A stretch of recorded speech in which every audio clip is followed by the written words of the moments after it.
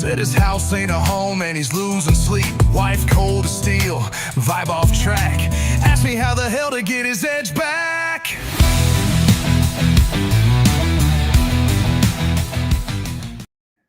What's going on, guys? We have a pretty good sponsored video for you today. My man wrote in, he says, hey, been listening for a few months now, and I wanted to sponsor an episode because I think a lot of guys my age need to hear whatever you got to say about this. You know, I've done lots of videos on this topic. You know, we got a guy in Wolfpack. He's been in the Wolfpack since it was Beer Club. Shreddy Eddie, he's a little bit of a legend in the group, and he's over 60. And a couple of years ago, I did a video specifically with him in mind. It was called like Old Guys Still Want to Bang. And it was a pretty good episode. I thought it was a pretty good episode. Anyway, so I've done lots of episodes on this. But it's weird. A lot of guys, you know, they just think that, you know, you get married and you're just going to live happily ever after. And they've been married for so many years, and they get into their 40s and 50s and they find out that life's not what they thought it was. They thought that you know, the marriage is as happy as they thought it was. You know, most guys who find their way to this space get blindsided by a breakup or a divorce, usually a divorce, you know, and they thought, you know, everything was fine. They thought you put a ring on it, they hit a finish line, and you raise a couple of kids, and that's just how life is. And you learn the hard way. I had to learn the hard way. Most of us had to learn the hard way. So it's not a big deal, but yeah, he says a lot of guys my age need to hear whatever you got to say about this. I've talked about this a lot. He says, I'm 51, divorced, finalized 8 months ago, houses sold, split everything down the middle, and now I'm renting an apartment for the first time since my 20s. It's a weird feeling. You know, we had a guy in Wolfpack who just joined us, actually. Very similar boat. He's 50, though, so he's a year younger. And he was saying how, he's like, it just feels like everything is ending, right? It just feels like like the whole world's ending. You know, he's a lot of stuff he's dealing with. And he was thinking that maybe it was an age thing. And I'm like, it's not an age thing. It's not an age thing. And I told him the story in Wolfpack about, I thought the world was ending when I was 17.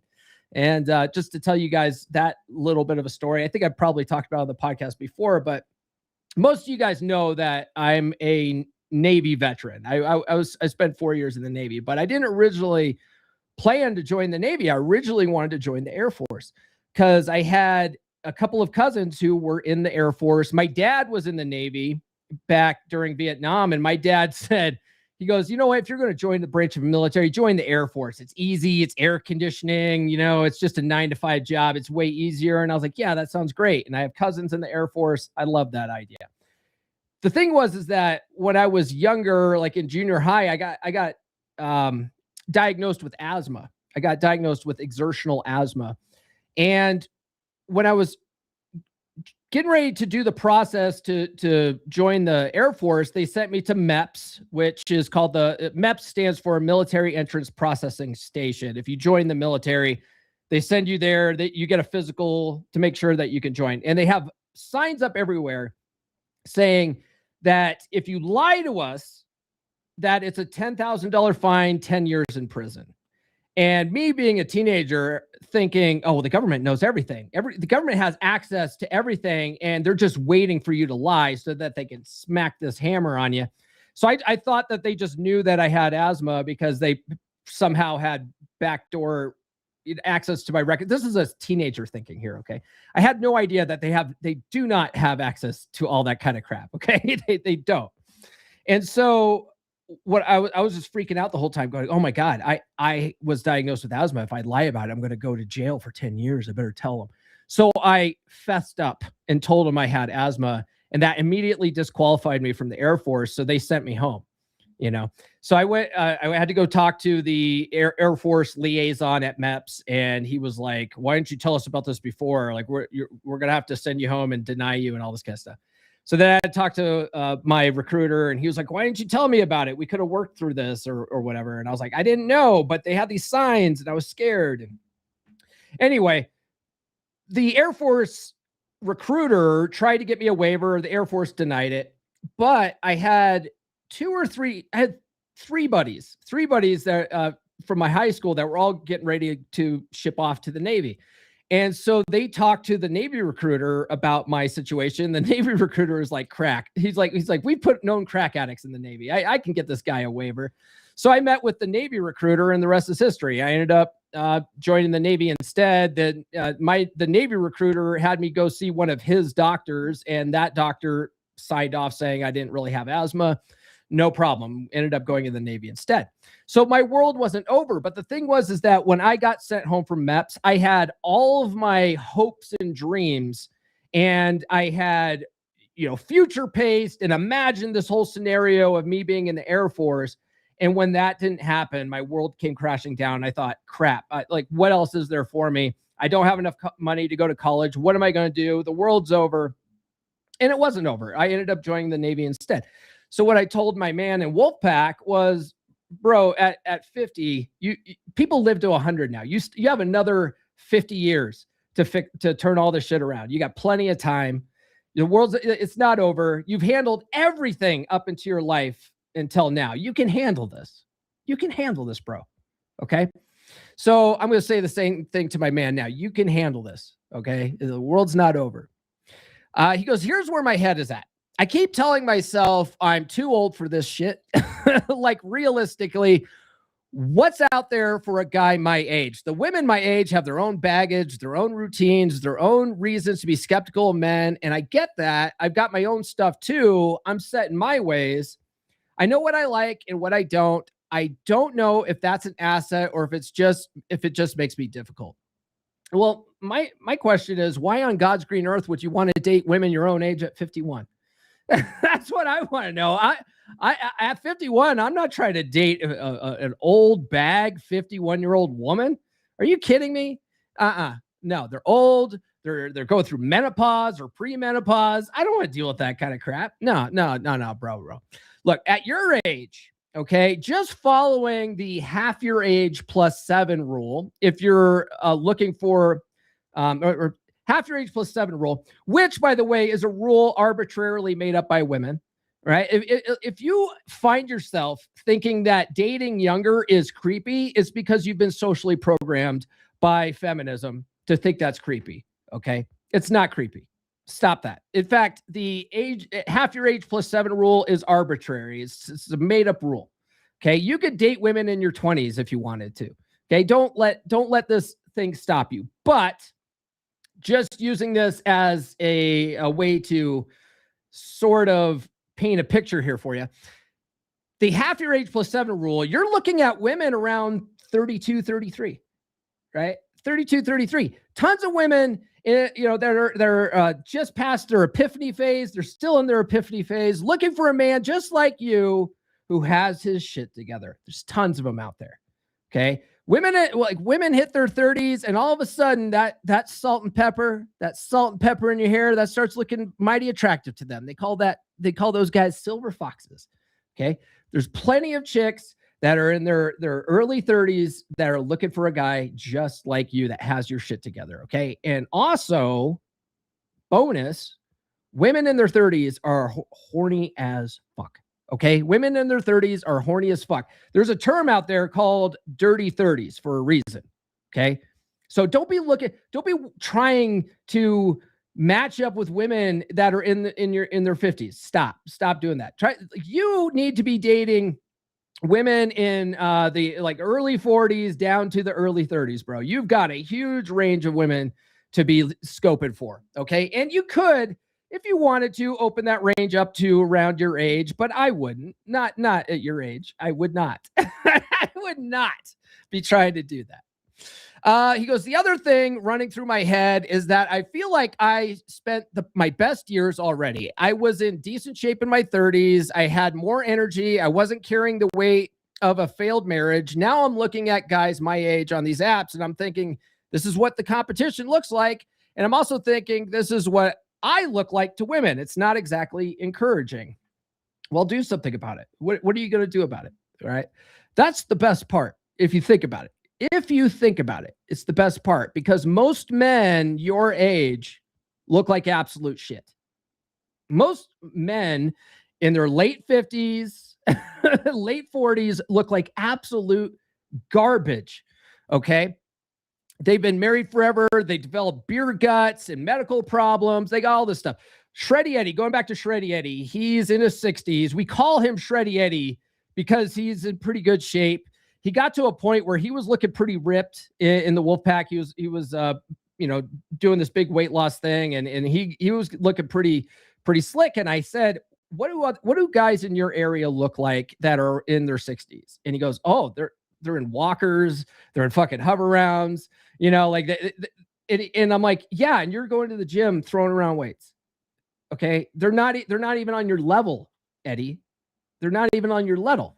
Okay, so if you just hit the gym and got into shape, you'd literally have no competition at your age. None. Okay, you don't have to be a ripped Adonis. You don't have to be a ripped Adonis. You just have to be better looking than other men in your area. Okay, and at 51, the bar is pretty fucking low. The bar is really low. Okay, so if you just got your shit together and started working on your diet, maybe cut out the beer and stuff like that, switch to vodka. It's got no carbs, right? So switch to spirits instead of beer and stuff like that. Lost some of that weight, started calorie counting or going keto or whatever you want to do to lose the weight. Okay, but get in shape. Start working on that. And if you're really obese now or whatever, and like in just start going for a walk. Okay, brother David in Wolfpack turned his marriage around after a 13-year dead bedroom. All he did for like a couple of years to drop weight was just go for a walk every day and just start eating better. Okay, you don't have to be totally ripped. You just have to be better looking than the next guy in your area. Okay, you don't have to outrun the bear. You just have to outrun the other guy. Okay, that's the realistic. That's as realistic as it gets when it comes to the dating market, because a lot of the dating coaches out here will tell you all sorts of shit. That's just not true. Okay, you just have to be better looking than the next guy in your area, and at your age, the bar is pretty low. And if you have low energy, eating right and working out is probably going to fix all of that, and sleeping better, making sure you get enough sleep. But at your age too, work with your doctor, go get your T levels checked. Okay. Especially at your age, get your testosterone levels checked. They might be on the low end. If you're below the normal range, you might want to look into getting on TRT. Okay. There's nothing wrong with getting on TRT. It's not like you're on steroids. It's not like you're on Anabol or whatever. It's a natural, it's synthetic, but it's a synthetic version of what your body naturally should produce. And what you'll find once you get your T levels optimized, you're going to have the same energy and stamina that you did in your 20s, but you'll have all the knowledge and wisdom that you have in your 50s. It's like a superpower, dude. It's fucking awesome. Okay. I can't talk it up enough. Now, if you go get your blood tested and you're already in the normal range, just slightly lower, just working on your diet and lifting weights and stuff like that, and in certain supplements can probably raise that up enough. Okay. I don't typically recommend people get on TRT unless they're below the normal range. Talk with your doctor. This is not medical advice. Okay. He says, I know logically that I'm not done. I've got my finances together. I own a business. My kids are mostly grown. And honestly, I know myself better now than I ever did in my 30s. I just can't figure out how to translate any of that into confidence about dating again. It feels like a different world than the last time I was in it. It is a different world than the last time you were in it. We have way more cooler utilities now. Okay. We have, yeah, back in your day, back in my day, Sonny Jim, we had to go to the sock hop and we had to offer a girl a milkshake. Okay. You don't do that anymore. Okay. It's drinks only in the evenings. You're probably going to meet her on a dating app.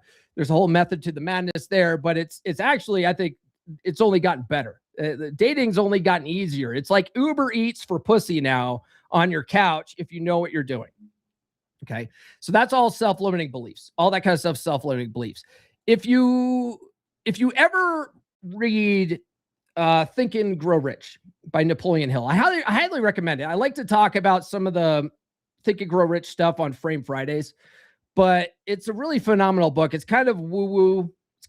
It's not too woo-woo though. It's like, most people can palate what's in that book because there's a lot of business type strategy and stuff like in there. But one of the things that Napoleon Hill points out in there is that many men don't even truly begin life until after 40. Right. One of the examples in there was Abraham Lincoln. Abraham Lincoln didn't become a success until after 40. He didn't become like an attorney or whatever until after he got into his 40s. And then after that, he got into politics and became president and, one of the most famous presidents of all time. Like he didn't do that until he got older. He didn't begin to even have success in his life until his 40s. If you look at Colonel Sanders, the founder of Kentucky Fried Chicken, he didn't even create Kentucky Fried Chicken until he was in his 60s. Okay. So you have tons of time to start over and rebuild and do all the stuff that you think you can't do right now. That's all self-limiting beliefs. Okay. You already have your own business.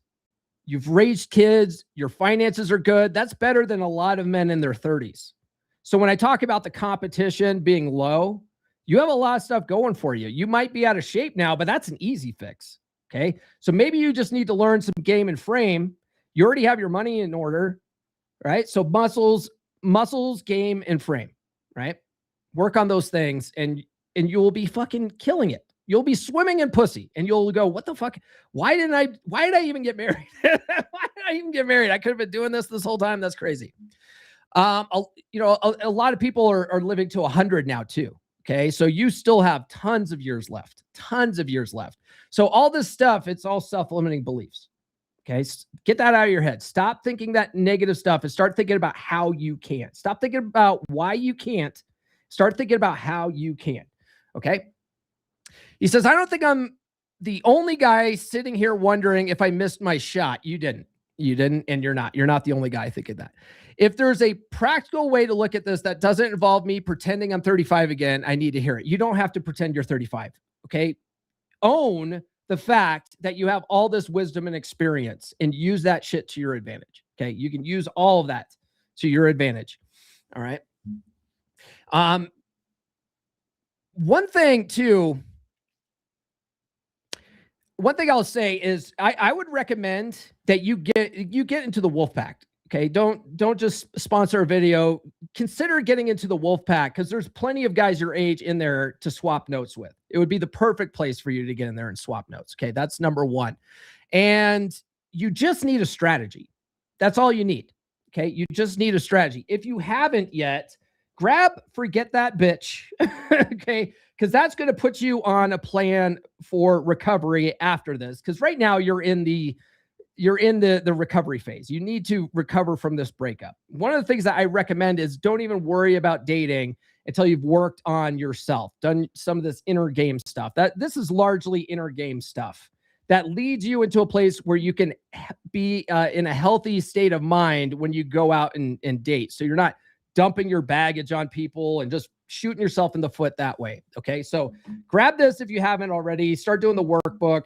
Work on that for just the rest of the year. Okay. Just there's no rush here. The pussy's not going anywhere. There's always new pussy. Okay. Just work on that stuff for a little while. Don't even worry about dating. Just worry about your inner game and frame right now. Then when you're ready, grab everything I wish I knew when I was 18 and follow the playbook because I've broken modern dating down into a fucking science with that. So get both those books, but start with Forget That Bitch if you haven't gotten that already. I'll drop a link to where you guys can get all my books here in the chat. You can also get the workbook that goes along with Forget That Bitch. I'll drop a link to where you can get the workbooks there in the chat too. And it's also in the description too, guys, if you want. And then also join W.O.L.F pack. I'll drop a link to that here too. Hold on one second. Let me grab that. W.O.L.F pack that's probably the best bang for your buck, I think, for most guys is just to swap notes with other guys. This whole podcast came out of a men's group where I was swapping notes with other guys, trying to get over a breakup, trying to get better at dating, trying to better understand women and the psychology of attraction and all that kind of stuff.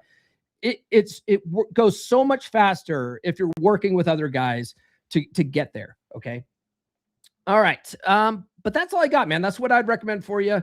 Don't worry about everything. All this stuff is self-limiting beliefs. You got this. You're going to have an amazing second half. Okay. Amazing second half. Let's take a look at the chat here and then we'll wrap up today. Darf Fitness says, alive on Tuesday. Let's go. Goddamn right. And then Kevman says, I'm 45, dating a 27 and a 20-year-old. Bro, see, he's only 5 years younger than, or 6 years younger than you. Okay. He's dating chicks in their 20s, bro. You can do it. There's no reason you can't. Okay. There's no reason you can't. Kev also says, gym, eat right, sleep, drink water, have a strong social life. Boom. Bingo. There you go. Don't make it so hard. Okay.